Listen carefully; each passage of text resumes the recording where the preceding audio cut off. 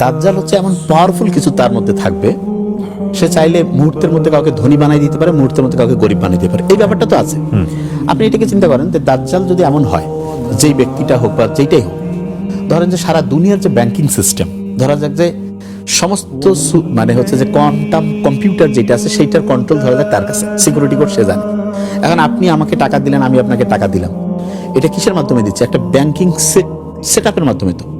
তো দাজ্জাল যদি এরকম পাওয়ারফুল কেউ যদি হয় যে সে চাইলো যে ব্যাংকিং সিস্টেমটা গোটালটাই মুহূর্তের মধ্যে সে অফ করে দিল, তাহলে কিন্তু টাকা আপনি ট্রানজাকশন অফ করা সম্ভব। এটা কিন্তু সম্ভব, কিন্তু নর্মালি যে পণ্য বিনিময় যে সিস্টেম সেটার মাধ্যমে না, এটা কিন্তু সম্ভব না, কিন্তু ওই সিস্টেমের মাধ্যমে সম্ভব।